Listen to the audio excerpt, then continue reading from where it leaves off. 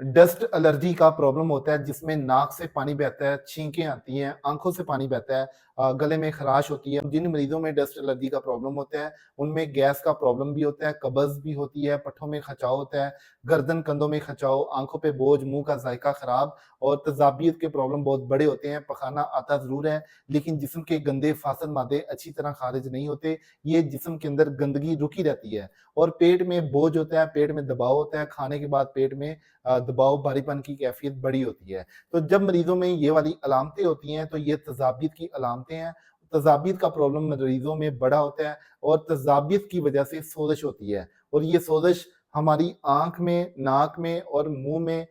या गले में, ये गदूदों के अंदर सोज़श होती है। क्योंकि जिस्म में गदूदें पूरे वजूद में फैली होती हैं और ये गदूद होती है जिसके ज़रिए आँखों में आँसू बहते हैं या आँखों में हर वक़्त नमी रहती है। ये जो पानी है ये उस गदूद से निकलता है। इसी तरह हमारे नाक में हर वक़्त नरमी रहती है, वो गदूद के अंदर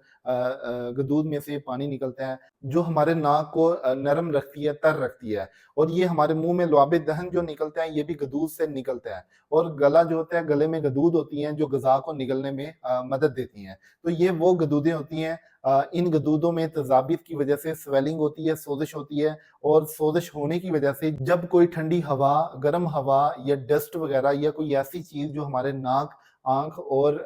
मुँह गले की तरफ जाती है, तो उन गदूदों में को टच करती है तो गदूदों में ख़राश होती है। क्योंकि सोज़श होती है, स्वेलिंग होने की वज़ह से वो गदूदें बहुत सेंसिटिव होती हैं, उनमें ख़राश होती है, ख़राश की वज़ह से हमें फ़ौरी छींकें आना शुरू हो जाती हैं, नाक से पानी आँखों से पानी वग़ैरह बहना शुरू हो जाता है। तो ये डस्ट एलर्जी का प्रॉब्लम तेज़ाबियत की वज़ह से गदूदों में सोज़श की वज़ह से होता है। तो इसके इलाज में कोई भी वक़्ती तौर पे एंटी एलर्जन टैबलेट वग़ैरह या गोली वग़ैरह जो इंजेक्शन लगवाते हैं, ये एक उन गदूदों को सुन्न कर देता है, जिसकी वजह से मरीज़ को एलर्जी का एहसास नहीं होता। लेकिन जो असल इलाज है वो तज़ाबियत जैसे कवर होगी, जिस्म के गंदे फासद मादे खारिज होते जाएँगे, मेदे अंतड़ियों की सोज़श उतरती जाएगी, गैस कब्ज़ तज़ाबियत ठीक होती जाएगी और ये सोज़श उतरती जाएगी, पूरा वजूद ठीक हो जाता है। मतलब तज़ाबियत को ख़त्म करने से सारे मामलात, सारे प्रॉब्लम, सारी अलामात ठीक हो जाती हैं। तो आपको चाहिए कि जब भी आप इसका इलाज करवाएँ, आप तज़ाबियत को मद्देनज़र रख के इलाज करवाएँ, ना कि आप ये कहें कि मुझे डस्ट एलर्जी है और देने वाला भी आपको एलर्जी की दवाई उठा के ना दे दे,